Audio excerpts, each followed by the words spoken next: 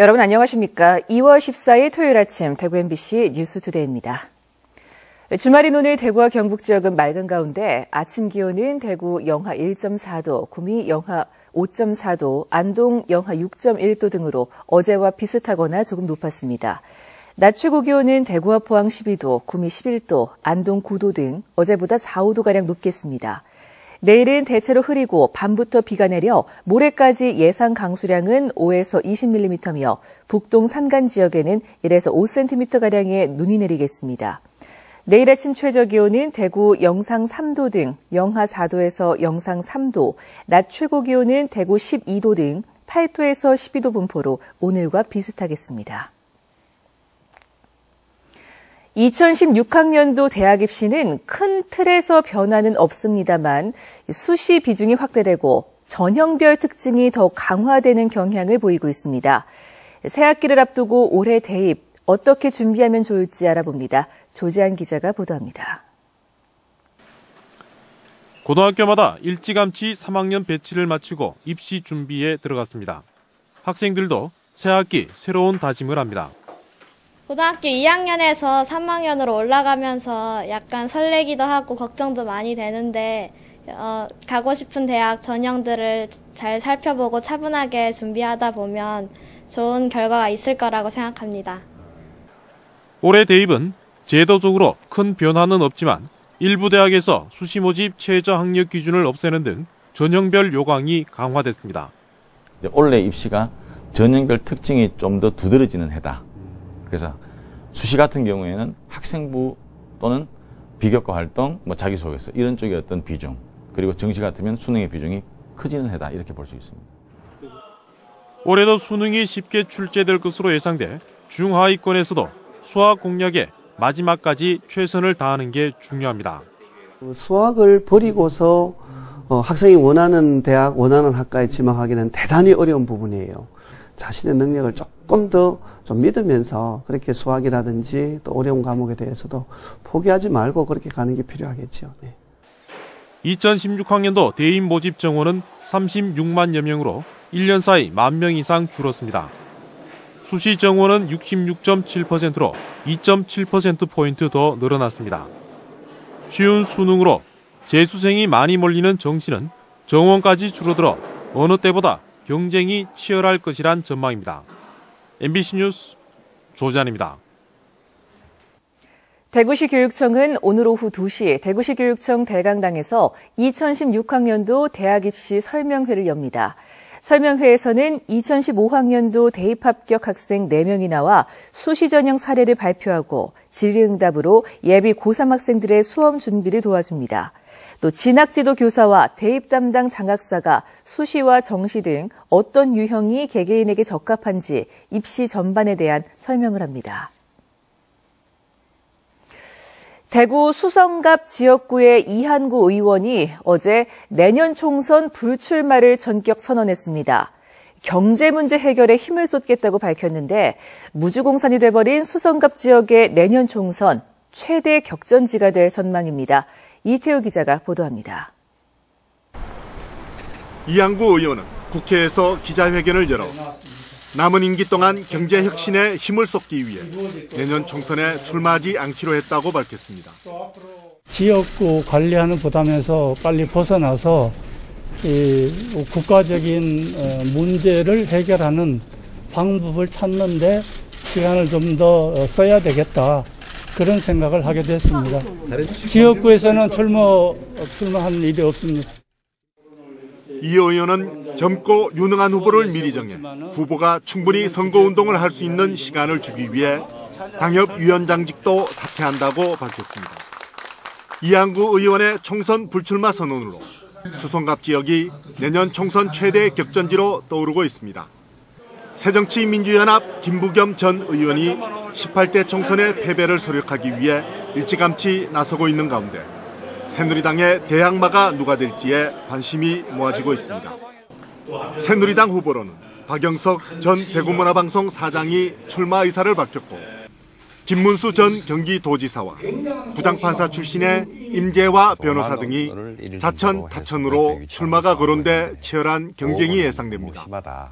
김부겸 전 의원에 필적할 만한 후보를 찾는데 새누리당의 고민이 깊어질 것으로 보이는 가운데 이양구 의원이 내놓은 당협위원장직을 누가 차지하는지가 공천에 큰 영향을 미칠 것으로 전망됩니다. MBC 뉴스 이태우입니다. 정부가 규제 개혁을 명목으로 지역 건설 산업 활성화 촉진 조례를 폐지하려는 움직임을 보이고 있습니다. 가뜩이나 어려운 지역 건설업체들은 역차별이라며 강하게 반발하고 있습니다. 이상원 기자가 보도합니다. 정부는 지난해 11월 경제위기 극복을 위해 역외 지역을 차별하는 지자체의 경쟁 제한 조례를 개선하겠다고 밝혔습니다. 이에 따라 지역 건설업체의 하도급 비율을 확대하는 내용을 골자로 하는 지역 건설 산업 활성화 촉진 조례를 차별적 규제로 규정하고 폐지를 추진하고 있습니다. 지역 건설업체는 이 조례를 폐지하면 열악한 지방 건설업체는 고사 위기로 내몰리고 수도권 등 외지 업체만 이득을 보게 된다며 강하게 반발하고 있습니다. 이거는 규제가 아니다. 쉽게 말해 착한 규제에 들어가는데 이건 지역과 수도권이 같이 먹고 살아라는 뜻에서 이런 조례를 만들어 놓은 건데 이걸 없애겠다는 건 말이 안 되죠.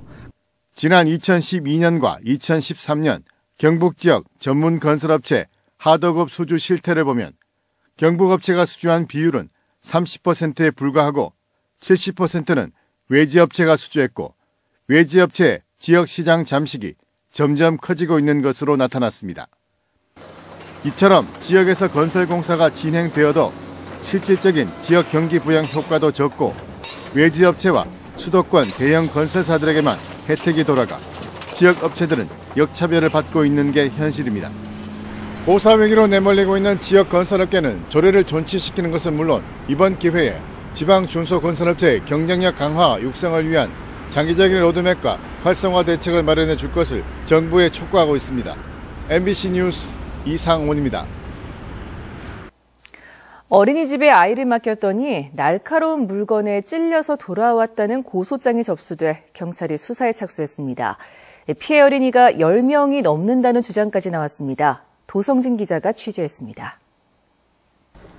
대구의 한 어린이집에 다니던 4살 여자아이가 지난달 28일과 이달 6일 두 차례에 걸쳐 손가락과 허벅지 등을 바늘로 추정되는 날카로운 물건에 찔렸다는 내용의 고소장이 접수됐습니다. 피해 아동은 어제 오후부터 아동폭력 상담센터에서 전문 상담사의 상담을 받았습니다. 고소를 한 부모는 이 어린이집에서 날카로운 물건에 찔린 아이는 10명이 넘는다고 고소장에서 밝혔습니다. 경찰은 해당 어린이집의 CCTV를 입수해 분석에 착수했습니다. 이들부터 새벽까지 다 전날 압수해가지고 이제 주관하고 지금 분석 중이야. 분석 중이시고 직접적인 장면은 이제 아직 확보를 못하셨고. 그 직접적인 장면은 협조는 없고 그래가지고. 해당 어린이집은 사실이 아니라며 강하게 반발하고 있습니다. 지원이 싶어서 그럼 CCTV를 좀 보시고 이렇게 하시라고 하니까 CCTV 사각지대 있는데 믿었습니다 하면서. 경찰은 피해 어린이로부터 구체적인 진술을 확보하면 피해 어린이 부모와 어린이집 원장 등을 상대로 본격적인 수사에 나설 예정입니다.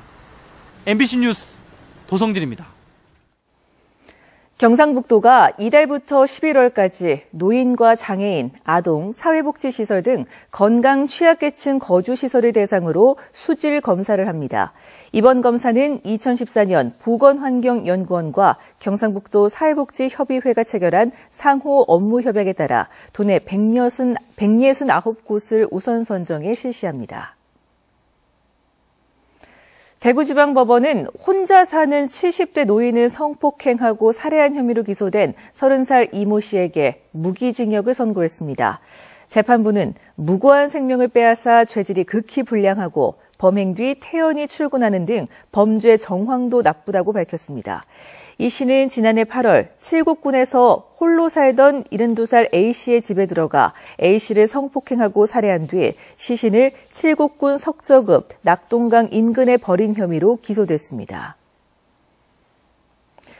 대구지방법원은 노숙인 지원비 등을 빼돌린 혐의로 기소된 대구 노숙인 종합지원센터 46살 현모 소장과 41살 서모 사무국장에게 각각 징역 8개월과 징역 6개월에 집행유예 2년씩을 선고했습니다.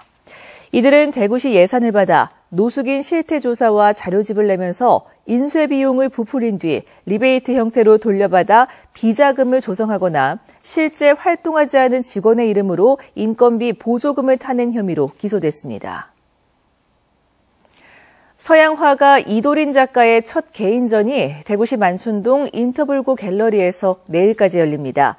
2년에 감사한다는 주제로 열리고 있는 이번 전시회에서 이도린 작가는 연꽃과 장미를 붓이나 나이프를 이용해 독특하게 표현한 작품을 선보이고 있습니다. 특히 이 작가의 스승인 손영숙 작가도 함께 전시회를 열고 있어 눈길을 끌고 있습니다. 대구 수목원이 희귀 식물을 전시하는 식물원을 새로 마련해 오늘부터 시민들에게 공개합니다. 대구 수목원은 멸종위기 식물로 지정된 황근과 단발수, 문주란, 그리고 특산 식물인 영주, 치자 등 70여 종의 식물 300여 그루를 최근 새로 심었다고 밝혔습니다.